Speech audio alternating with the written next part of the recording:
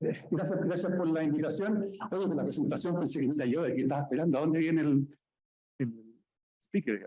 Bueno, hoy día básicamente, que es el objetivo de esta charla, vamos a hablar un poquito en general de lo que ha sido la evolución o qué es lo que está detrás de ChatGPT. Con algunos ejemplos, algunas cosas técnicas, pero muy genéricas para que entiendan de dónde viene el cuento.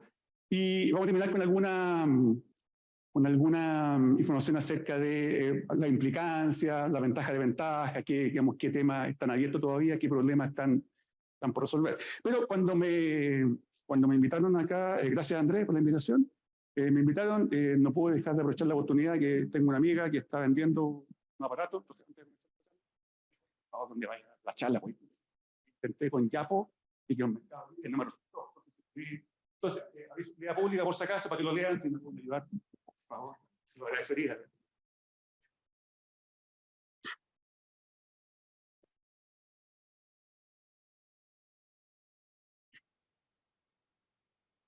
¿Qué está pasando ahí? ¿Qué pasó? ¿Qué pasó? Yo les voy a explicar qué es lo que pasó.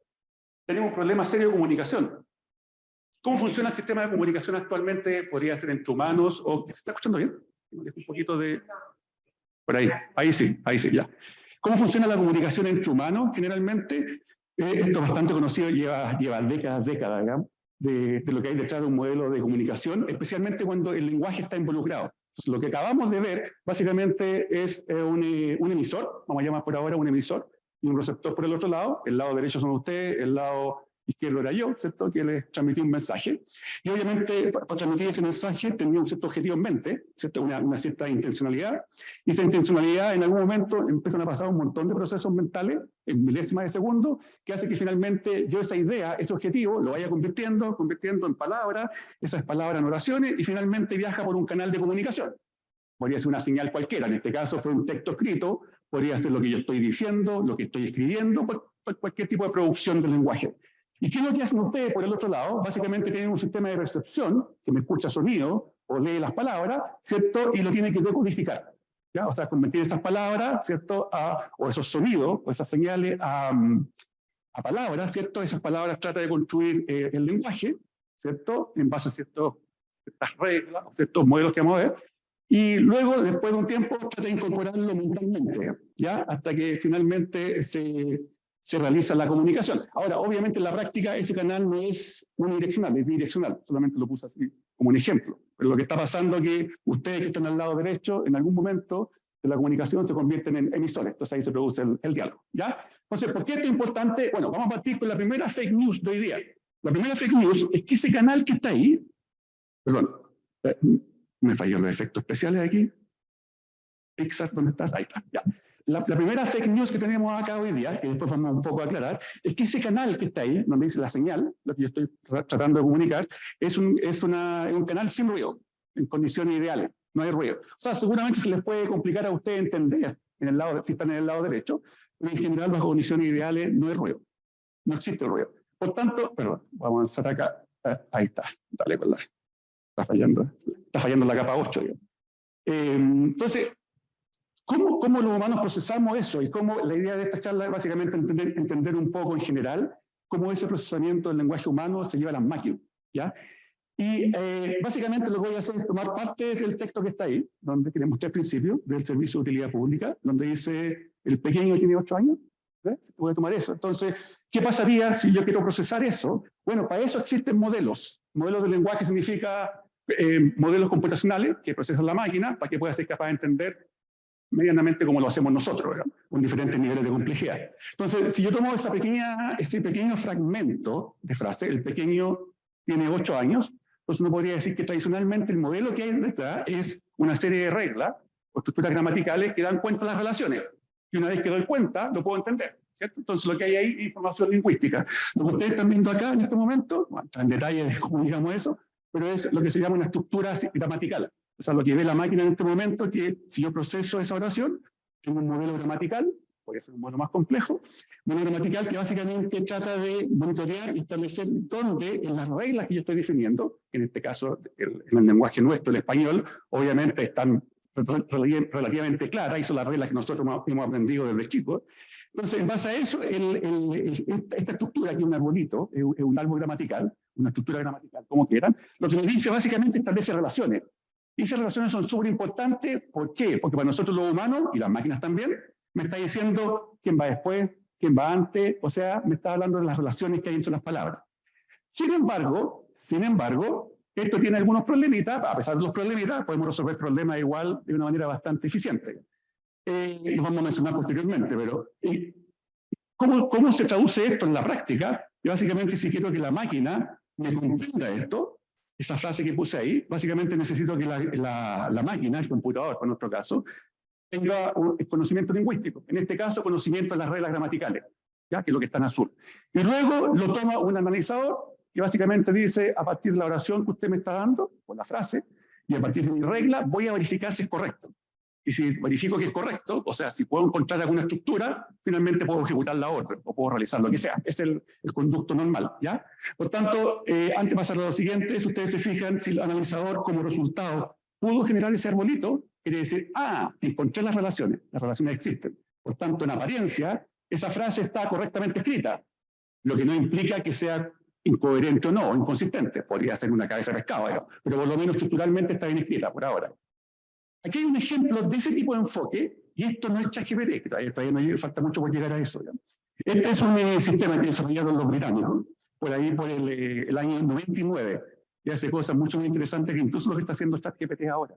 Usó este tipo de enfoque, este tipo de modelos de lenguaje, basado en reglas, para generar eso que está ahí. Lo que hizo básicamente, si ustedes leen muy someramente las primeras líneas, es un computador que fue capaz de generar un texto que tenía como objetivo convencer a un paciente del sistema británico de salud, el NHS, que sería nuestro equivalente al FONASA, convencerlo que deje de fumar. Y esto fue generado por la máquina, pero que iba adaptado a cada perfil de paciente. Obviamente no puedo generar una plantilla para todo, obviamente, porque cada uno tiene características similares. ¿Ya? Esto está básicamente usando ese enfoque. Entonces, bastante interesante, pero luce bueno. De hecho, hasta el día de hoy en muchas aplicaciones comerciales se sigue usando, se va a seguir usando, pero tiene algunos temitas importantes.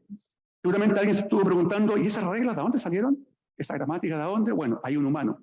El humano tiene que estar supervisando. El humano es el que la diseña. ¿Qué pasa si mi entorno de lenguaje empieza a cambiar? Tendría que estar rediseñando las reglas cada rato. Lo cual no es problema.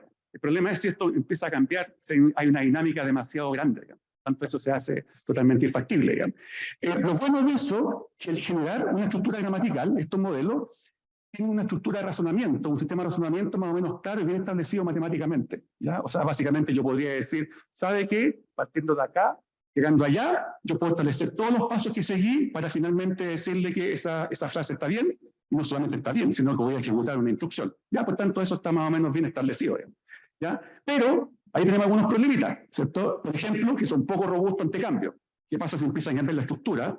O estoy usando un sublenguaje, dentro de español un lenguaje más especializado, el español que tiene que ver con, no sé, con el lenguaje comercial, con el lenguaje de las telecomunicaciones, con el lenguaje médico. Obviamente ahí tengo un problema. ¿Qué pasa también? Que dependiendo del contexto, estas reglas que nosotros poníamos, esta estructura puede ir cambiando. Por tanto, tenemos la necesidad de tener un experto que constantemente esté cambiando eso, ¿ya? Por tanto, hay problemas interesantes, significativos que empiezan a surgir. Y por otro lado, quizá la mayor dificultad es que los expertos humanos no siempre están disponibles, digamos, especialmente si estamos pensando en sistemas de procesamiento de lenguaje que sean accesibles 24/7 en cualquier lugar del mundo. Por tanto, hay millones de personas actualmente que pueden estar usando el sistema. O sea, sería casi imposible tener expertos para todo, ¿ya? Por tanto, tenemos ahí un problemita. Entonces, ahora para resolverlo, ahora ya no hablemos de fake news, pongamos la verdad. Ahora vamos a asumir que esta comunicación, este modelo de comunicación a través del lenguaje, ahora asumamos que el canal de comunicación no solamente tiene ruido, sino que es un canal con ruido, perdón. Es un canal con ruido que se llama lineal. En simple es lo que llega al lado derecho, no necesariamente lo que ustedes están interpretando que es la realidad, podría ser otra cosa. Eso generalmente es causado porque seguramente hay ambigüedad. Ustedes me están entendiendo ahora, porque estemos bien, pero a lo mejor no me están entendiendo, y eso significa que tienen alguna otra interpretación posible. Por tanto, quiere decir que hay ruido de diferente tipo. Entonces, vamos a asumir que el canal con ruido. Si el canal es con ruido, entonces quiere decir que no puedo tan fácilmente definir un modelo en base a una gramática, una regla. ¿Por qué? Porque el ruido me lo hace cambiar. Claro, si yo fuera, ¿cómo se llama el superhéroe? El que es rápido, no Shazam, Flash. Entonces sería, hay un cambio y aparece Flash y lo cambia. Hay un cambio, aparece Flash, pero eso es imposible. Por tanto, ¿cuál es la estrategia? Entonces ahora cambia totalmente, diametralmente el modelo de lenguaje y ahora se convierte en un lenguaje probabilístico, en donde cambia varios paradigmas en realidad, porque cambia el hecho de que ahora no tengo un experto quien especifique mi modelo, mi gramática o lo que sea, sino aprendo a partir de lo que la gente escribió. Ustedes dirán, ¿dónde? Lo que la gente escribe en redes sociales, lo que la gente escribe en un libro, en Wikipedia, etcétera, etcétera. Entonces, lo que yo puedo aprender son patrones lingüísticos. Entonces, lo hago a partir de documentos. Y, por ejemplo, si tomo la misma frase inicial, el pequeño tiene 8, ¿qué me dirían que usted tiene a continuación? Posibilidades. 8 qué? Puede ser año, 8 amigos, 8 dulces, hay varias posibilidades, ¿cierto? Entonces, yo aquí por lo menos puse 4. Solamente me quedo corto, hay muchas más. E incluso 4 conté, tomé documentos y conté cuántas veces aparecía, ¿cierto? En este caso, amigos, después del número 8, ¿cierto? ¿Cuántas veces aparecía o en proporción? Año, después del número 8 y así sucesivamente. Seguramente se lo mira usted y ven esto con cara de extrañeza. Oh, interesante, pero nunca lo había visto. Otra fake news, lo ven a cada rato. De hecho, lo ven a cada rato acá, en los celulares, porque en la lógica, cuando ustedes usan mensajería, tipo WhatsApp o Messenger, lo que sea, ese Messenger se me cayó el ochentero, cuando tienen la facilidad de autocompletación. Lo que está haciendo el sistema es esto. Básicamente acumuló. ¿Quién lo acumuló? La pregunta en millón, bueno, el fabricante. ¿Cierto? Que le enseñó que había cierta distribución de probabilidades, por tanto lo que empieza a hacer es, dada una palabra, empieza a predecir la siguiente en función de la que estaba. Por tanto, parece relativamente simple y en base a eso se ha resuelto un montón de problemas súper interesantes, ¿ya? Pero empiezan a aparecer algunos problemitas también. Fíjense esa frase, si la completo. Era el ejemplo original, ¿cierto? De utilidad pública. ¿Notan algo extraño ahí? Lo que viene después de 8, si siempre me guío en la última palabra. Prediga lo que sigue, prediga lo que sigue, prediga lo que sigue. Puedo hacer maravilla, porque podría hacer una pregunta y el sistema me podría generar la respuesta. Podría generar un requerimiento, un texto que tengo completo y el sistema me podría generar un resumen. Súper bien, pero tiene un problema. ¿Lo notaron? Si yo me fijo solamente en lo que viene después, lingüísticamente, eso empieza a traer un montón de problemas. Ustedes se fijan en la frase, el es gordito no está asociado a años, está asociado a pequeño. Entonces empezamos a hablar que tenemos, los modelos de lenguaje empiezan a tener, por lo menos los tradicionales, problemas que empiezan a manejar relaciones en general, son relaciones de corta distancia. Y aquí tenemos un problema en que la relación básicamente es de larga distancia. Por tanto, la mera predicción no sirve. Y eso obviamente me trae un montón de dificultades posteriores. Pero es bueno, como se dice en chileno, es bueno cilantro, pero nunca tanto. Se pueden resolver un montón de problemas. Sí, pero hay otros que evidentemente son bastante más limitados. Y no son tantos problemas, y hay aplicaciones de esto, obviamente, que no han resuelto este problema que les comento todavía, pero hay aplicaciones interesantes. Por ejemplo, aquí puedo suministrar un conjunto de textos, muchos textos, y le puedo preguntar al modelo que me trate de entender el texto y me identifique dónde diablo yo menciono entidades. Entidades pueden ser personas, organizaciones, etcétera, etcétera. Interesante, porque yo podría decir, tengo todos estos documentos de la universidad, lo que quiero es que me genere una planilla Excel con todos los nombres de las entidades que se han mencionado, porque las menciones después las voy a procesar con algún sistema, lo que sea. Entonces ahí lo que está en diferentes colores, básicamente hay localizaciones, hay nombres de personas, hay organizaciones, etcétera, etcétera. Y aquí empieza a aparecer otras cosas interesantes, porque esto no es magia. El modelo de lenguaje se empieza a convertir en un modelo que maneja secuencias. Ustedes se fijan, lo que está en color no es magia. No puedo llegar y predecir. ¿Por qué? Porque depende del contexto. Entonces, ¿cómo yo sé que Bill Gates es un nombre y no es otra cosa? Por contexto. ¿Cómo sé que Los Ángeles, por ejemplo, Los Ángeles es una ciudad de la octava región de Chile y no es una ciudad de Estados Unidos? Contexto. Por tanto, el problema se hace un poquito más complicado. Pero bueno, empieza a aparecer el concepto de que podemos aprender, en vez de tener a un experto que nos suministre las reglas para el modelo, aprenderlas directamente los textos. Entonces, ustedes seguramente se estarán preguntando, ¿y si los textos fueran redes sociales y la gente escribe como el rábano? Entonces el sistema podría aprender como el rábano. Sí, por tanto hay que tener cuidado qué fuente elijo, porque a partir de esa fuente voy a muestrar, o sea, voy a contar, y obviamente me pueden empezar a aparecer patrones que no son los deseados. Entonces hay que tener cuidado cuando los sistemas profesionales y comerciales utilizan fuentes, tienen que ser súper cuidadosos qué fuente eligen, ¿ya? Empiezan a aparecer las primeras ideas de los modelos de predicción de secuencias, que parece raro, pero la mayoría de los problemas que tienen que ver con manejo textual son problemas de manejo de secuencias. Por ejemplo, voy a generar un resumen. ¿A partir de qué? De un texto completo. ¿Qué es lo que es el texto? Secuencia de palabras. ¿Qué es la salida? Secuencia de palabras. Voy a hacerle una pregunta al sistema. ¿Qué es la pregunta? Secuencia de palabras. La salida, una secuencia que indica la respuesta. Por tanto, los modelos de secuencia están en todos lados. ¿Ya? Ahora, el problema que tiene este tipo de modelos probabilísticos, que me parece súper bueno, y efectivamente son súper buenos para un montón de aplicaciones, es que solamente aprende relaciones lineales, lo cual es bueno en realidad, pero tiene sus restricciones. ¿Qué significa eso? Que puedo tener información estadística, me va a funcionar muy bien, puedo modelarlo probabilísticamente, me va a funcionar muy bien, en la medida que sean lineales. Cuando no es lineal, que es la desventaja, ahí tenemos problemas.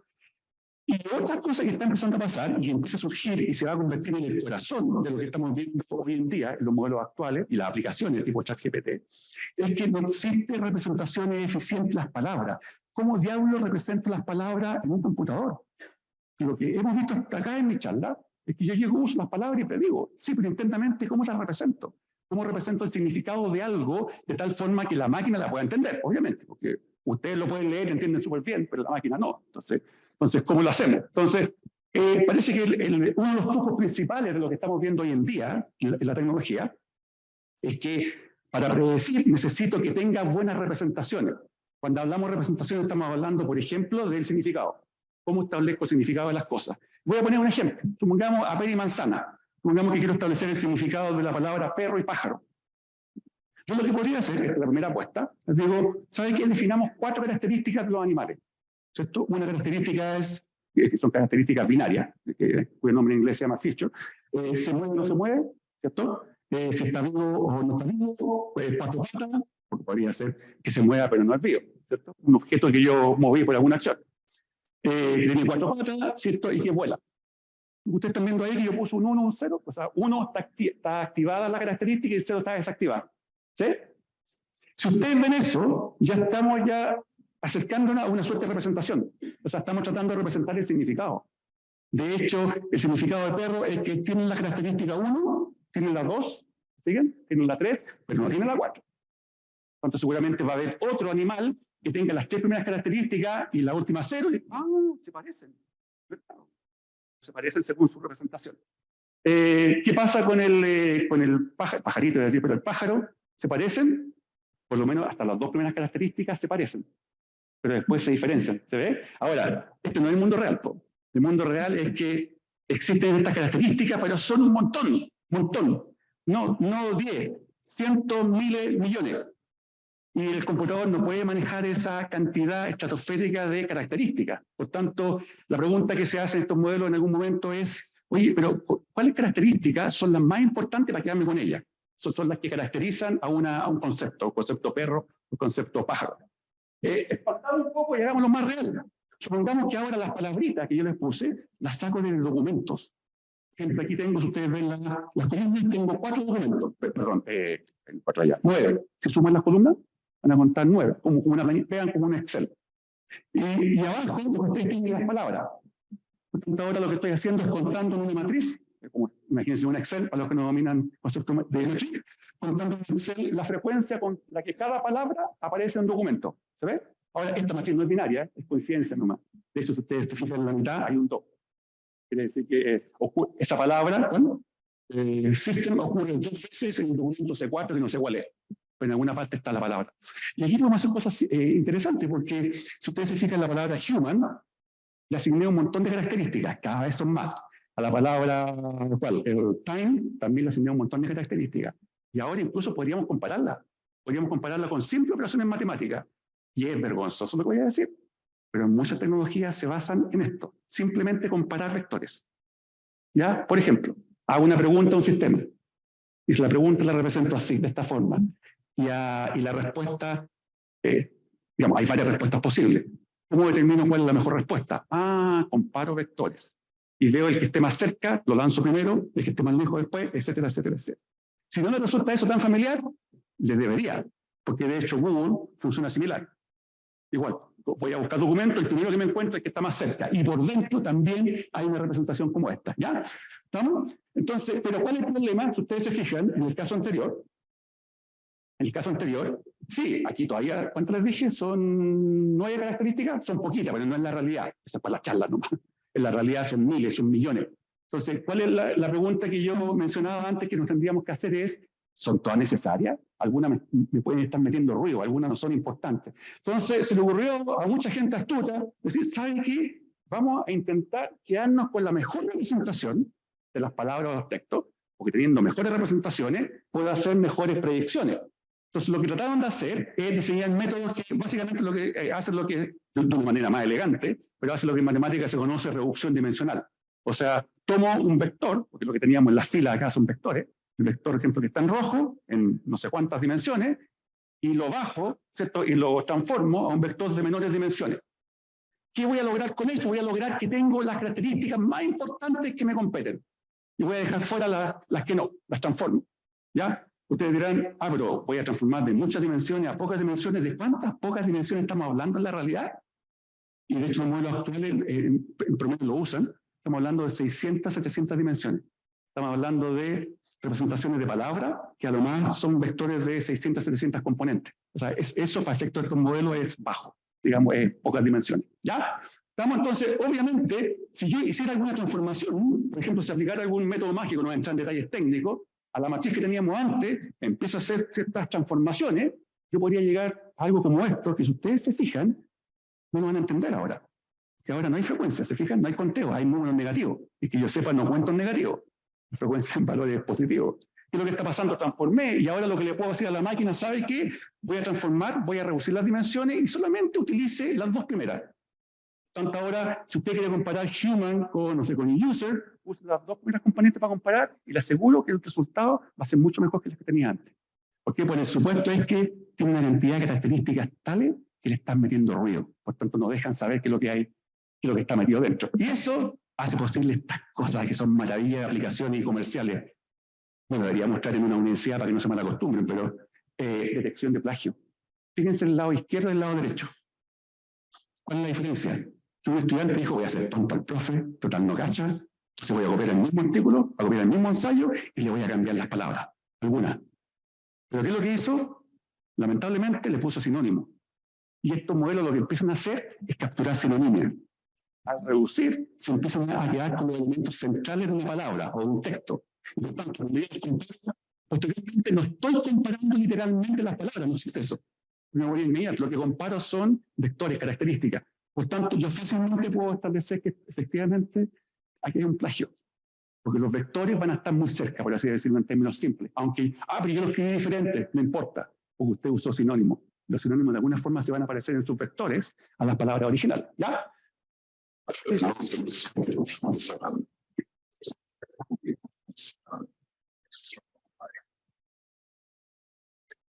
André, un ¿no?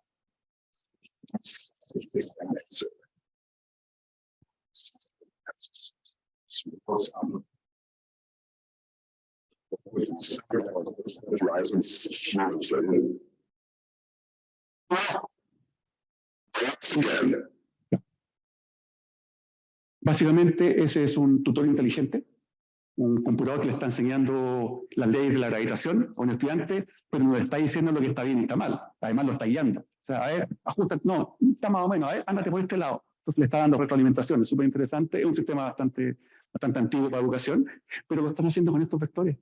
La forma como está generando las respuestas es analizando esta información, así de poderoso es, ¿ya? Porque es demasiado largo el video, ¿ya? ¿Cómo está? Discúlpenme. Entonces, obviamente, ya empieza a fortalecerse la idea que parece que el truco, la clave es que yo pueda aprender patrones lingüísticos de los documentos. O sea, tengo que comerme muchos documentos para aprender a predecir, ¿ya? Obviamente, generamos mucho mejores vectores de representación cuando hacemos esta reducción de dimensiones. Los vectores son mucho mejor, son no solamente más eficientes, más chicos, sino que además sintetizan mejores características, ¿ya? Y son relativamente eficientes de computar, lo cual hoy en día es un problema bastante grave. Sin embargo, empiezan a aparecer otros problemitas. Solamente puedo trabajar con relaciones lineales. Claro, si tengo un modelo probabilístico tradicional o estadística tradicional, en realidad es porque hay una linealidad, digamos. Entonces, la cajita mágica en donde yo recibo un texto y genero una cierta predicción, básicamente se basa en el supuesto de que hay una relación lineal entre los dos. Por tanto, es relativamente fácil de computar y eficiente, creo. ¿Ya? Pero no toda la realidad es así, ese es el problema. No considera el contexto. quiero información de banco. ¿Qué respuesta me debería dar? Banco. ¿Pero quién banco? ¿Banco quiere la plaza? ¿Banco en el sentido financiero? Hay problemas de contexto. Estos modelos generalmente les cuesta tomar en cuenta el contexto, ¿ya? Para poder predecir. No es un modelo de secuencia el que acabo de mostrar, pero obviamente hace muy bien o resuelve muy bien el problema de la transformación de representaciones. Por tanto, ya aquí estamos viendo que se empiezan a sumar dos esfuerzos. Una es cómo genero el mejor significado de cada palabra, o la mejor representación, ¿cierto? Y por otro lado, problema pendiente, cómo lo logro integrar con un modelo que sea de secuencia. ¿Por qué? Reitero, porque los problemas reales que tenemos son problemas de secuencia, ¿ya? Entonces, otra posibilidad, en nuestro fake news original, ahora lo vamos a desmentir, supongamos que ese canal de comunicación ahora tiene ruido, pero no es lineal. O sea, es mucho más complejo. O sea, no lo puedo modelar con una matemática convencional, digamos, una probabilidad, cosas por el estilo. Ya requiere otro enfoque. Una posibilidad, ¿cierto?, para hacer eso, es decir, parece que ya hay indicios de que yo puedo aprender cosas, como lo humano, puedo aprender cosas leyendo. Entonces, si usted me suministra documentos de diferente tipo, yo podría aprender esos vectores. Lo que vamos a hacer ahora, vamos a hacer otro supuesto. En vez de hacer transformaciones lineales, que no podemos por ahora, el objetivo es aprenderlo automáticamente. Entonces, vamos a tener esto de entrada, izquierdo, y el objetivo es que produzcamos los mejores vectores. Pero ¿cómo lo vamos a hacer? Aprendiendo. Antes no aprendíamos. Antes teníamos una transformación no más simple, una transformación lineal. Ahora vamos a decir que la maquinita, que es el circuito que está en medio, ya vamos a entrar en detalle, básicamente lo aprenda. Y eso, bueno, eso nos va a traer un montón de coletazos, me estoy adelantando un poco lo que viene al final, porque cuando esa maquinita se empieza a hacer más y más compleja, empieza a hacer mejores predicciones. Sin embargo, ¿qué es lo que trae? El costo de hacerlo. Si no me creen, vean cuánto le toma a las grandes empresas que generaron todas estas aplicaciones actuales generar estos modelos, generar estos vectores. Estamos hablando de que hay supercomputadores que tienen que usar para poder aprender eficientemente estos vectores. Nota al margen, eso es extremadamente malo para nosotros, como Chile o como Sudamérica. ¿Por qué? Porque estamos dependientes de 4 o 5 que tienen la tecnología. Porque nosotros, a menos que tengamos una infraestructura, no lo podemos hacer. Entonces hay una dependencia que también es peligrosa, digamos, ¿ya? Entonces, ¿en qué se basa eso? Voy a hacer una pasada muy general, porque no es un tema técnico por ahora. Esto se basa en un modelo que es bastante antiguo, pero que ahora se popularizó, y es un modelo que permite transformar cosas de manera no lineal, y se llama una red neuronal del tipo feed-forward. ¿Qué significa eso? Nuevamente, es una maquinita que toma una entrada, ¿cierto? Y tiene que predecir una salida. Pero al hacerlo, lo que va haciendo va pasando por diferentes niveles de procesamiento. Esos niveles de procesamiento, la jerga de una red neuronal, para los que no entienden, se llaman niveles, se llaman capas. Si uno puede hacer la analogía, cuando uno ve a través de su vista, básicamente uno tiene un sistema de percepción, ¿cierto?, que está viendo imágenes del medio ambiente, y eso va pasando por un montón de niveles de procesamiento interno, en milésimas de segundo, hasta que finalmente uno interpreta la imagen. Que de hecho, óptimamente, siempre al revés, uno interpreta al revés. ¿Ya? Aquí está pasando, esa es la analogía. Tengo datos de entrada, y va pasando por un montón de niveles de procesamiento hasta que finalmente genera o predice esta salida. ¿Ya? No voy a entrar en detalle todo lo que está ahí, pero esa es la idea fundamental. ¿En qué se traduce eso con nuestro problema? Que podemos diseñar una red, ¿ya?, que maneje esta no linealidad, porque estamos asumiendo que ahora la relación entre la entrada, el texto de entrada y la salida no es lineal, para que la red, aquí está el truco muy sucio, es para que la red prediga. Por ejemplo, le paso palabra y la red tiene que ser capaz al lado derecho de predecir cuál es la palabra que va en contexto. Por ejemplo, le digo la palabra drink, y lo que tiene que predecir, con toda esta circuitería, no entra en detalle, tiene que predecir que lo mejor quizás es juice, o está asociado con milk. ¿Estamos? O sea, el contexto significa que está en su vecindad. Si un humano lo escribiera, seguramente lo escribiría cerca. Punto. ¿Estamos? Entonces dirán, entonces esto es un modelo de lenguaje predictivo. Sí, pero aquí está el truco muy sucio. Y yo no me interesa la predicción. La predicción solamente me interesa para saber quién está junto a mí. Si usted está junto a mí, lo que debería pasar es que su representación debería estar cerca de la mía. Por tanto, el resultado de esta circuitería que está dentro son vectores. Lo que hace la red es aprender los mejores vectores, los va modificando. Entonces dice, voy a predecir esto. No, se equivocó. Esa palabra no es de contexto, corrijas. Voy a aprender esto otro, predigo. Esa puede ser bien. Entonces lo que va haciendo la maquinita y ajustando los vectores. ¿Y qué es lo que me lleva a la casa? ¿Qué es lo que, ¿cuál es el entregable de todo esto? Lo que está dentro, no lo que está allá. Lo que está allá es un medio, no un fin. ¿Ya? Por tanto, me quedo con esos vectores. Ustedes se preguntarán de qué se formó este tipo. con estos vectores, digamos. ¿Para qué sirven? Bueno, alguien años atrás ya encontró que tenía una tremenda utilidad, porque de hecho con estos vectores que yo aprendo, puedo hacer cosas muy interesantes e inferir cosas interesantes. Por ejemplo, puedo encontrar que efectivamente si yo calculo el vector de la palabra rey, en inglés, king, o reina, queen, esos vectores, en el lado derecho, deberían quedar súper juntos. ¿Sí?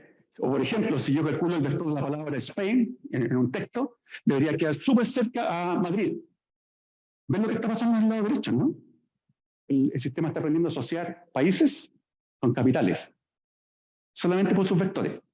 Ustedes dirán, ¿y a mí qué? ¿Para qué me sirve? Interesante. Si yo hiciera un motor de búsqueda y yo preguntara por capitales, automáticamente me voy a encontrar el vector que está más cerca que la capital de un país. Magia. Pero en realidad ya sabemos que no es magia, porque encontró buenos vectores. Los vectores tienden a estar cerca, porque fueron entrenados así. ¿Ya?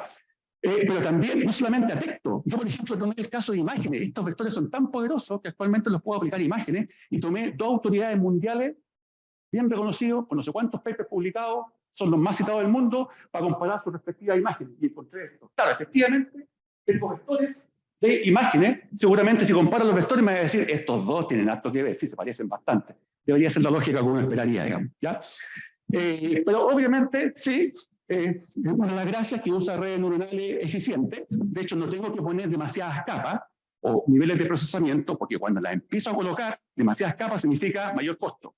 Esto puede ser más complejo, más interesante, pero tiene mayor costo. ¿Ya?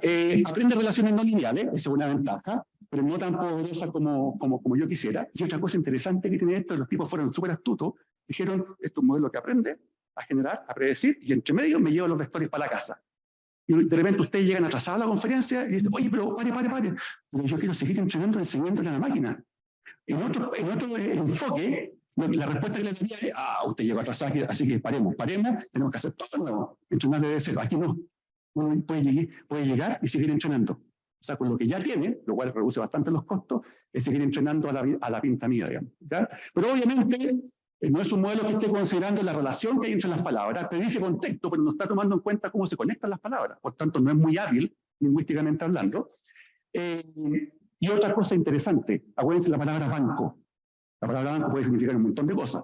Por tanto, el sentido común me dice, si puede significar un montón de cosas, quiere decir que su representación debería ser diferente, depende del contexto. Pero en este modelo, no. Entonces ahí tenemos otro problema. ¿Cómo diablo genero la representación que cambie dependiendo del sentido que le estoy dando? Y al rescate, para resolver esos problemas, empezó a aparecer otro nuevo paradigma de la inteligencia artificial, que se llama inteligencia artificial generativa. Y parece que se empezó a posicionar como uno de los protagonistas para resolver estos problemas, nosotros vimos como desventaja. ¿Y qué es lo que hace la inteligencia artificial o IA generativa en general? Lo que hago, sintetizo datos nuevos. Tomo datos, tengo una maquinera mágica que aprende y va generando datos nuevos. Datos nuevos significa imágenes nuevas, textos nuevos, video.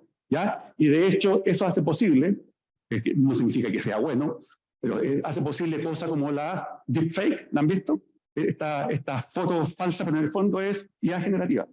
O sea, le enseñé a partir de fotos reales que existen, las combinó de tal forma que genera contenido diferente, nuevo. Pero dirán, y eso puede ser también peligroso. Sí, vamos a la respuesta, porque puede generar contenido que es falso. En términos textuales, puede generar una respuesta que sea falsa. Pero peor, ustedes me hacen así con la cabeza y dicen, claro, obvio. No es tan obvio si la respuesta está bien escrita. Porque los humanos confundimos la coherencia con la validez. Entonces, cuando uno ve, no, pues sí, lo que me dijo ChatGPT, sí, tiene sentido, sí, pero eso es mentira. Ya, entonces hay dos conceptos diferentes que hay que atacar. Entonces, gracias a eso, empezaron, ahí se me salió uno, se transformó demasiado el transformer, y empezó a aparecer un nuevo concepto que se llama un transformador, un transformer. Y eso, en la esencia, es lo que nos faltaba antes, es un modelo que resuelve el problema de cómo transforma una secuencia a otra secuencia. Acuérdense, pregunta, respuesta, texto a un resumen. ¿Qué más? Traducción por computador, traducir del español al inglés, palabras de entrada, secuencia salida. Entonces, este transformer básicamente es un modelo que empezó a sumar mucho esfuerzo a través de los años, utilizó redes neuronales, pero no empezó a complicar la vida, y dijo, oye, la no linealidad, pucha que es poderosa, porque me permite generar cosas que yo antes no había podido controlar. Bueno, y lo que hace este modelo, básicamente empieza a introducir la idea de muchas redes neuronales con muchos niveles de procesamiento, y a eso se le llamó las famosas redes neuronales profundas, ¿ya? No porque tengan pensamientos profundos, sino porque tienen muchas capas de procesamiento, que el primero que la diseñó dijo, oye, esto es fantástico, porque vamos a generar relaciones súper buenas, podemos predecir súper bien. Y después se le olvidó el detalle, tuvieron que resolver que, pucha, pero esto, el costo es altísimo, el costo computacional es bastante alto de hacer. Bueno, obviamente esto se aplica a todos estos problemas, aplicaciones que ya hemos estado hablando. ¿Y cuál es la idea de esta red? Básicamente una arquitectura. Arquitectura significa una forma de establecer componentes dentro de una red neuronal. Una red neuronal profunda, quiere decir de varias capas, y del estilo que se llaman redes neuronales feed-forward, que en simple significa lo siguiente. Yo alimento la red, por así decirlo en el dibujito que mostraba antes, de izquierda a derecha, y la red se retroalimenta, se ajusta de atrás para adelante. Entonces avanzo y se ajusta, y de esta forma la red va aprendiendo, se va ajustando. ¿Ya? ¿Qué es lo que hace la red? Vamos a verlo como un ejemplo. La red, básicamente, o esta arquitectura, se basa en dos componentes interesantes. Una estructura que se llama, que suena súper raro, pero tiene bastante sentido, un codificador de codificador, como algo electrónico, digamos. Entonces, por un lado, codifica de esta forma bastante eficiente, y por otro lado, hace algo similar a lo que hacemos los humanos, no fielmente, que es fijarse en las cosas importantes de una oración. Si yo voy a traducir, tengo que fijarme en las cosas importantes, si no voy a traducir literalmente como robot usual. Entonces, codifica de cierta forma, llamamos lo que significa eso, y además tiene un mecanismo que se llama atención, o sea, pone la atención donde corresponde. ¿Qué significa codificador de codificador? Fíjense, recordemos, ¿cuál es el truco hasta acá? Generar la mejor representación. Pero además le ponemos un requisito, que además sea mínima, o sea, comprimida. Entonces, ¿qué es lo que hacen estos modelos? Yo suministro, cuando estoy diseñando una entrada X, la transforma, no está en detalle ahí, pero hay redes neuronales metidas, en esa cajita, y tengo que generar una representación Z, que es un vector, que sea las mismas dimensiones posibles, comprimido, por así decirlo. La hacemos en el antiguo PKZIP, ya la representación. ¿Ya? Y por el otro lado, el decodificador trata de reconstruir la entrada. Dice, a ver si a partir del Z, de ese vector, ¿puedo reconstruir lo mismo? Ustedes dirán, oye, si reconstruyo, ¿podría reconstruirlo con error? ¿Me podría reconstruir alguna información falsa? Sí, pues puede ser. ¿Cierto? Ahí tenemos la deepfake. Pero tiene otro truco mucho más sucio. Dice, oye, pero ¿para qué? ¿Cómo estos tipos son tan tontos que después quieren reconstruir lo mismo? Fíjense, sospechosa la cosa, diría con Bofica, digamos. Entonces, ¿por qué? Fíjense la astucia. Dijo, oye, pero que yo no sé lo que significa lo mismo. Yo lo puedo engañar. Si viene un alienígena, yo le puedo decir que para ti lo mismo es el mismo lenguaje que lo traducido. Entonces, por ejemplo, yo podría decirle, codifique esta oración que está en inglés, y lo que tiene que decodificar es la oración que está en chino. Pero para eso se tiene que poner de acuerdo en el protagonista que está en medio. O sea, tiene que ajustar, ¿lo ven? Que parece bastante intuitivo, tiene que ajustar la representación de tal forma que de uno llega al otro. Entonces, ¿qué es lo que está aprendiendo la máquina? El circuito. Es la forma como yo, a partir de la oración que quiero traducir en inglés, que quiero pasarla en inglés. Al chino, el inglés al chino, o de español al chino, lo que sea. Obviamente ustedes dirán, oye, pero ¿es tan mágico que con un evento se hace todo? No, requiere un montón de muestras, un montón de ejemplos, y eso es lo que lo hace costoso, ¿ya? ¿Vamos? Y otra componente que es fundamental esto es lo que hace es establecer un mecanismo de atención. ¿Qué significa un mecanismo de atención? Es lo que me permite resolver los problemas que veíamos antes. ¿Se acuerdan de la frase original del niñito? El pequeño tiene 8 años, es gordito y está en tercero básico. En estricto rigor, si yo quisiera traducir del español a inglés, yo no me podría fijar palabra por palabra, ¿se ve? Voy a traducir una puta casa de pescado. Entonces tengo que poner atención en las cosas importantes. De hecho, el gordito, ¿se acuerdan? Estaba asociado a pequeño. Por tanto, el modelo cuando va avanzando se tiene que dar cuenta que, tengo que registrar que aquí tengo que poner más atención a esto, porque gordito y niño van a ser parte de la traducción. Pero no es lo principal, porque si yo uso un modelo tradicional, al hacer la traducción, me va a traducir pequeño con 8 años, y en realidad yo quiero que pequeño me lo asocie con un gordito, ya según la historia original. Ya entonces, primer mecanismo de codificación, que permite representar eficientemente, hacer un PKZIP de la representación, y segundo, pone o establece un mecanismo de atención. Y si quieren verlo así como casi cámara rápida, digamos, supongamos que tiene una frase acá, que puede ser la misma al otro lado, una frase diferente, lo que empieza a ver el sistema, hace cálculos de determinar con quién estoy más asociado, con qué palabra que está asociada con qué palabra. Entonces hay algunas con las que voy a estar asociado más, y otra con las que estoy asociado menos. Por ejemplo, gordito debería estar más asociado con niños y menos asociado con años. Entonces, ese es el truco que va a permitir esto. ¿Ya? Y eso se tradujo en 2017, Google, que escribió la primera estructura, la primera arquitectura que hace todo esto, la llamó BERT, por su inicial en inglés, y básicamente usaba esto en codificadores de una manera más astuta, pero acuérdense que el fondo era, le voy a suministrar al modelo una entrada, y además la salida equivalente entre comillas, y voy a hacer que el sistema, si ustedes se fijan arriba, dice probabilidades, prediga palabra por palabra, palabra por palabra. Esta es la base de cómo funcionan los modelos actuales. De hecho, es más, si me creen y si alguien lo ha usado, si ya ha sapeado ChatGPT, fíjense cuando le entrega la respuesta, ¿se han fijado un detalle que se demora? Porque va prediciendo no solamente palabras, carácter por carácter.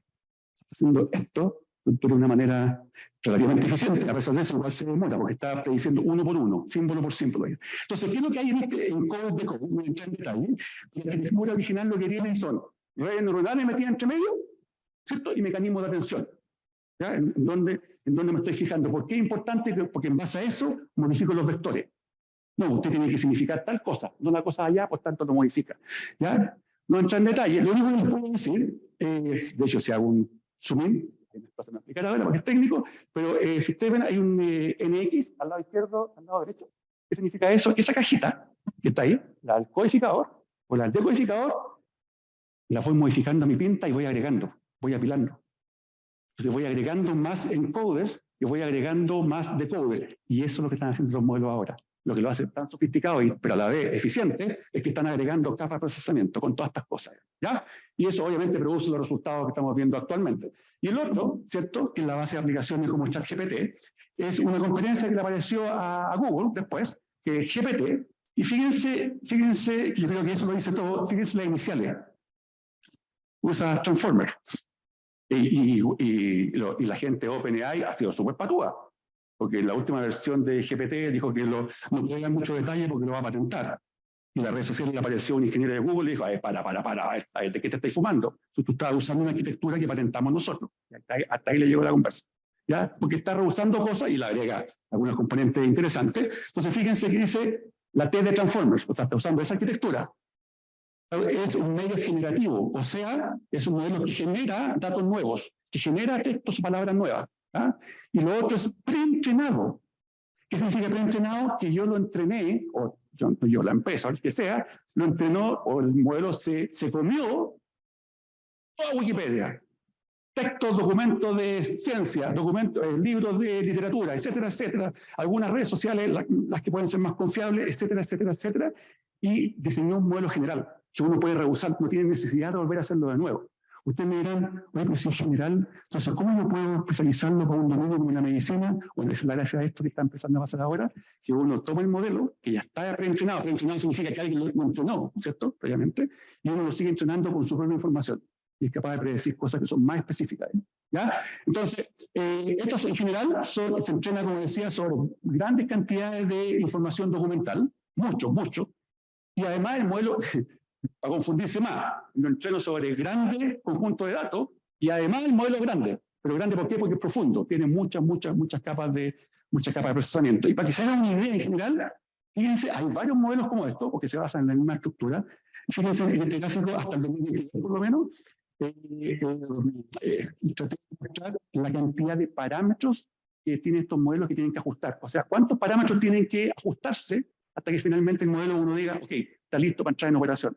Fíjense, en el caso de los dos que hablamos, el BERT, que es de Google, y el GPT, el BERT partió con 340 millones de parámetros. O sea, ¿qué significa parámetro? ¿Cuántas capas de procesamiento? Multiplicado por las unidades que hay, las neuronas que hay en cada capa. ¿Cierto? Entonces, si yo multiplico todo eso, me da una idea, ustedes se fijan, un poco grande. Y fíjense, GPT, al menos la versión 3, ahora está en la 4, 175 billones de parámetros. Quiere decir que para que la red aprenda, la tengo que dejar andando pero con un supercomputador para que ajuste elemento por elemento, para que finalmente obtenga lo que yo quiero, digamos. ¿Qué es lo que hace ChatGPT? Básicamente une todo esto. Por eso es importante hablar de lo anterior. Pero une todo esto y hace otra cosa interesante. Igual, él le está pasando la cuenta. Está empezando a generar información. No está comenzando, lo ha hecho. Al principio generando información falsa, porque es generativo. Pero ¿cuál es el tema? los diseñadores fueron astutos y al principio colocaron a los humanos a validar. Entonces, ¿qué es lo que hacían los humanos? Pues le daban una pregunta con varias alternativas de ChatGPT y el humano tenía que decir, ya, parece que esta es la correcta. No, parece que esta es la correcta. Y con eso lo retroalimentaron. Entonces ajustaron. Entonces, ¿qué es lo que está pasando? Que tenía el modelo inicial, el que está bajito, el lado inferior izquierdo, el modelo inicial, ¿cierto? Lo alimentaron con una base de datos de prompt en la jerga de GPT, ChatGPT ahora son las instrucciones que le doy. Entonces, instrucciones que le dan las personas, ¿cierto? Y además tiene una política que está al lado derecho, que es una política de ajuste de la información de la red, pero en base a retroalimentación humana. Es uno de los primeros modelos que lo que hizo incorporó la retroalimentación humana. Dijo, los humanos aquí son súper importantes para saber si esta cuestión está bien o mal. Tanto pusieron un montón de humanos que le pagaron una miseria, parece, según lo que dice la mala lengua, digamos, por hora, y se pusieron a validar. Ya, ¿cuáles de estas respuestas son correctas? Y podría ser que un montón de respuestas son correctas, pero hay otras que no, ¿ya? Por la forma en que fue hecho. ¿Ya? Entonces, obviamente, eso tiene un montón de ventajas. Tiene un montón de ventajas. Obviamente, puedo ahora aprender contexto, no en forma perfecta, pero lo puedo aprender. Este modelo aprende lo que se llama, en la jerga vectorial se llama embeddings. ¿Qué significa embeddings? Nombre raro, significa vectores de bajas dimensiones. Estos vectores que generamos son embeddings, ¿ya? Para diferenciar los otros vectores que hacen otras cosas, ¿ya? Pero hay un problema no menor, que aquí lo puse como ventaja, pero hace cierta inferencia, lo dice cosas pero limitada. Los modelos, métanse esto bien en la cabeza, no tienen capacidades integradas de razonamiento. Si ustedes creen que está razonando, que está consciente, no, es falso, es que da la impresión. Ustedes me dirán, oye, yo vi a alguien que reportó en una revista con la noticia que ChatGPT había logrado responder tantas preguntas de razonamiento de un test de medicina o de economía de negocios de Estados Unidos. Sí, puede ser, porque es un sistema de preguntas-respuestas. Es muy probable que le responda muy bien, pero no significa que tenga capacidades innatas. Lo que está haciendo es que está prediciendo muy bien, ¿cierto? Y como ventaja, bueno, sigue siendo un modelo de predicción de la siguiente palabra. Fíjense, esto se lo conecta con lo que dije al comienzo de la charla. O sea, sigue prediciendo palabras, sí, pero lo hace muy bien. Y al predecir, lo que estoy haciendo además, cuando me enseño, estoy prediciendo cosas según ciertos patrones lingüísticos de la información que yo aprendí. Hay un costo de entrenamiento un montón, ya han aparecido soluciones para eso, ¿ya? En la cual puedo tener modelos locales que yo puedo seguir especializando, bajo razonamiento, por no decir ninguno, que lo vea en una evaluación que ChatGPT, como comentaba, le fue bien en la prueba, no significa que esté razonando. De hecho, lo aplicaron recientemente, salió la semana pasada, si no me equivoco, que alguien aquí lo aplicó a la PAES y contestó el 99, casi 99%. ¿Qué está diciendo eso? ¿Nos va a quitar la pega? No. De hecho, es más, estos sistemas, generalmente en los últimos 40 años, la forma como se evalúan, entre tantas, son preguntas-respuestas. Entonces no hay ninguna novedad. Lo que pasa es que no se haya difundido tanto, no más nada más. Y por otro lado, ¿qué dice la PAES? Es que no me quiero meter en el lío, que es sensible, pero por lo menos lo planteo. De aquí no se está grabando ya. Chuta, no tienen cuidado. ¿Pero qué dice la PAES? Dice, si usted se tragó este fuente de conocimiento y respondió preguntas, lo que está haciendo es, la inferencia es, si usted puede tener todo ese conocimiento, responde bien. Por tanto, está aumentando la brecha de conocimiento de los estudiantes. O sea, está confirmando lo que ya sabíamos. Teniendo alto conocimiento, puede responder bien. Esa es la conclusión. ¿Ya? Y lo otro importante, que no existe comprensión del lenguaje. No, pero ¿cómo? Si me entienden lo que estoy diciendo, no existe. Si ustedes se fijan, por eso es importante algún detallito técnico general, todo lo que dije, no hay nada que tenga que ver con el lenguaje. Solamente predictores. Lo que pasa es que son muy buenos predictores. Oye, pero el texto que me generó, oye, ¿está entendiendo el texto que genera? Tampoco, la huencha. Lo que pasa es que está prediciendo muy bien. ¿Ya? Cosas que puedo hacer, y les voy a mostrar algunos ejemplos de cosas que a lo mejor ni siquiera se han dado cuenta. Bueno, obviamente algunos ya lo han experimentado quizás, redactar historias, cartas, responder preguntas sobre conocimiento general, depurar programas, eso es lo que más les gusta. ChatGPT le da un programa incluso que se los corrija. ¿Ya? Responder preguntas, etcétera, etcétera, etcétera. ¿Ya? Esto son dentro de múltiples cosas que uno puede hacer. Aquí hay un ejemplo de cosas que pregunto bien, y la hace bien, para no poner código acá, que no es el objetivo, le pregunté que me escriba un programa en Python que calcule la inflación. Me da el programa, que es trivial, es muy simple y además lo explica. Súper bien, pues ahí hay una utilidad. Después le dije, ¿qué área? Interesante esto. No sé si es verdad, usted me tiene que decir, pero ¿qué área imparte la Universidad Mayor de Chile? Y ahí esto lo hice el día de la mañana, ¿no? Me lanzó la información que básicamente predice a partir de ojo, no es un buscador. Este texto no existe. ¿Cómo? No existe. Está prediciendo palabra por palabra. Lo que pasa es que es coherente, es diferente. ¿Ya? No sé si hay algo falso ahí. No sé, yo asumo que todo es verdadero. Bueno, a lo mejor una que otra carrera lo cortea, porque la respuesta era más larga. ¿Cómo? Claro, universidad no hay, ya. Típico, típico. Pero fíjense, es otra cosa. Fíjense, miren, por eso era importante explicar lo previo. Oye, usted, John, dijo que esto se alimentaba de varias fuentes. Sí, de fuentes científicas. Sí, fuentes, libros de literatura. Sí, pero además de fuentes informales como redes sociales, en particular una que se llama Reddit. No sé si alguien lo ha usado, pero no cualquier cosa está filtrado, que si no sacar a cualquier usuario que habla cualquier, pero tú digamos, no se puede. Pero fíjense, si se crea una fuente informal o de una fuente técnica, física, matemática, comunicación, lo que sea, quiere decir que el sistema aprendió, fíjense la consecuencia, aprendió patrones lingüísticos, estilos. Te dirán, ya, ¿y eso qué significa? Ahora se lo voy a mostrar. Vamos a ChatGPT. Escribe las áreas que impacta la Universidad Mayor de Chile, pero en modo flight.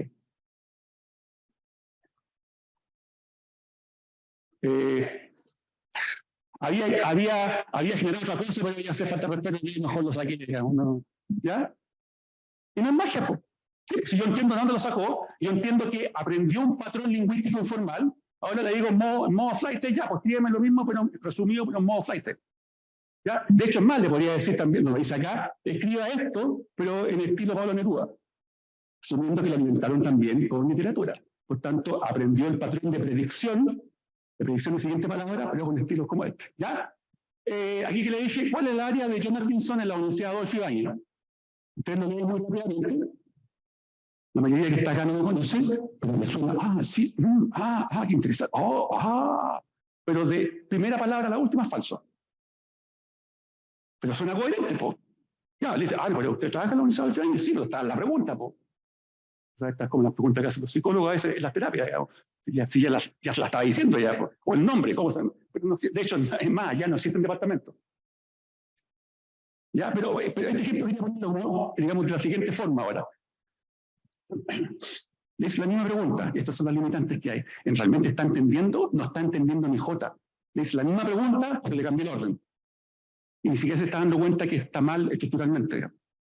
Eso es lo que hizo, analizó palabras. Entonces le da más o menos, o sea, la prueba fehaciente que no está entendiendo lo que está pasando, me predice el mismo texto, me debería haber predicho otro, o al menos decir, sabe que no entiendo, porque aquí está enredado. Usted me dio palabras que no corresponden en el orden, digamos. ¿Qué es lo que está pasando en general? Esto un poco para ir terminando ya. ¿Qué es lo que está pasando en la industria? Hay una encuesta bien interesante que pasaron a empresarios en Estados Unidos, que son los sistemas conversacionales de diálogo, usando ChatGPT o similares. Recuerdo, ChatGPT no es lo único que está. La gracia que tiene un 99,9% de marketing, y fue accesible. Es lo único que la diferencia. De hecho, ¿hay métodos mejores? Sí. ¿Google tiene algo mejor? Sí. Pero fue astuto o fue cuidadoso de no sacarlo al mercado directamente porque hay temas que hay que resolver. Temas éticos, los sesgos, puede responder cosas que tienen aspecto de seguridad y es exactamente lo que le está pasando a ChatGPT.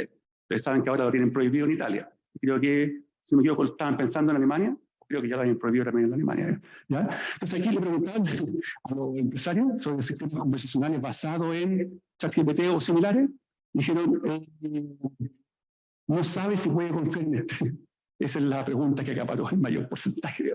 Ya justamente por el tema de la veracidad de la información. ¿Ya? Algunas limitaciones importantes, que quizás más de uno de ustedes se ha dado cuenta, que hay información que está sesgada.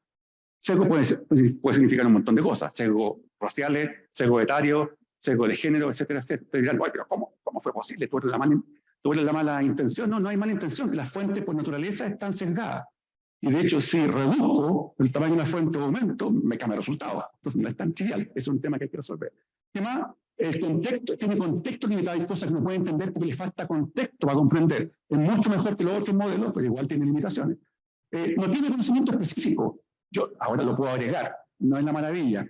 Tiene conocimiento de propósito general. Podría agregarle conocimiento específico del área médica para hacer diagnóstico médico, como está empezando a pasar.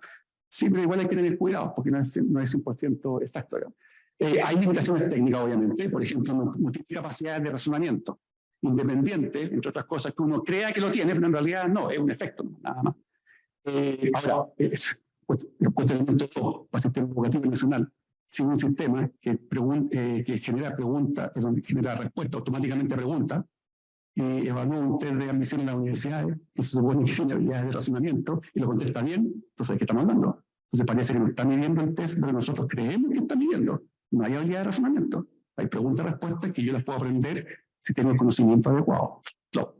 ¿Ya? Limitantes técnicas y sin conciencia emocional de la conversación. Esto es algo bien concreto, no significa, significa que, pues, la respuesta que me va a dar no va a depender de la emoción del momento o de cómo yo siento que la persona está actuando. Para eso requiero otra herramienta. Obviamente ustedes me dirán, en el contexto que estamos dando aquí, la universidad no es muy relevante quizás. No, pero para alguien que está teniendo una empresa que está vendiendo clientes, que depende la forma como viene la respuesta, más que la respuesta misma, tengo una reacción totalmente diferente del cliente. Ya, esto va a ir terminando, ya estoy listo a decir.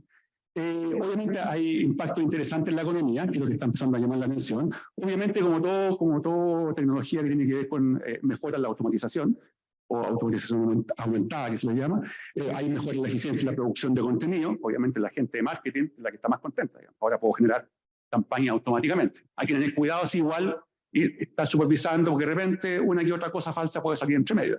¿Ya? Hay cambio en la forma en que las empresas en general interactúan con los clientes, evidentemente. Ahora voy a tener un sistema conversacional mucho más astuto del que tenía antes. Obviamente hay impulso al desarrollo de otras tecnologías de inteligencia artificial. Ustedes dirán, ¿pero por qué? Porque además esta herramienta tiene la gracia que yo puedo programar otras capacidades sobre ella para hacer cosas interesantes sin necesidad de rehacer todo, digamos, que es algo que antes no se podía hacer con tanta facilidad. Y un pero para terminar, encontré varios, pero en honor al tiempo, encontré un pero de las cosas que esto no va a hacer y nada lo va a hacer posible, que esto que está acá, no, pues ChatGPT no lo va a hacer ganar la lotería. Así, digamos, ni nada del estilo, digamos. Y esta noticia es interesante, perdón. Ahí con eso ya termino, pero esta noticia es interesante porque esto la semana pasada, casi en horario prime, 19, la gente el día domingo, la gente está viendo, y noticia falsa. Y lo peor que uno empieza a traquear el original, es la misma fotografía, la misma noticia que todos los medios del mundo copiaron sin ni siquiera ponerse a investigar. Y todo está basado en que un tipo dijo que quizás parece que... No, ¿de qué estamos hablando? Digamos, ¿ya? Entonces, eso básicamente es lo que les quería transmitir en base a estas nuevas tecnologías, digamos, de ChatGPT y obviamente lo que está detrás de ChatGPT con sus pros y contras. Gracias. Y no sé si ¿es un tipo de pregunta? Muchas gracias, John, por tu charla. Tenemos poco tiempo, pero un par de preguntas podemos responder. ¿Alguna pregunta?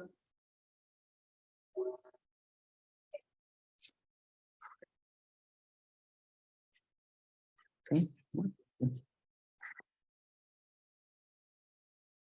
Buenas, yo estoy sabiendo una noticia de la inteligencia artificial. Hay una noticia de la inteligencia artificial de cómo estaba generando, por ejemplo, imágenes artísticas y mucha gente habla, por ejemplo, de que la inteligencia artificial como tal está buscando estilos propios de otras personas y que ya hay varias empresas que están empezando a preferir eso en vez de justamente los diseñadores. Entonces, lo que yo preguntaba era, ¿cómo se podría limitar esto justamente para evitar erradicar esas partes que al fin y al cabo tienen muchas características de lo propio humano, al fin y al cabo? Bueno, buena pregunta, es un tema que está abierto actualmente, hay toda una discusión mundial en eso, digamos, en términos, voy a generalizar tu pregunta, en términos laborales. En general, el tipo de tareas que uno puede automatizar, de hecho ya ha pasado a empresas que han, bueno, de hecho, sin ir más lejos, estaba leyendo ayer que IBM congeló un montón de contrataciones, IBM Internacional congeló un montón de contrataciones porque determinó que hay un montón de trabajos, digamos, que son extremadamente mecánicos y perfectamente ChatGPT los puede hacer. No va a contratar como, no es que haya echado, no que haya despedido, sino que no va a contratar como a 300, 500 personas, que eso lo vio como retrasado. Ahora, lo que va a pasar para responder tu pregunta es regulaciones.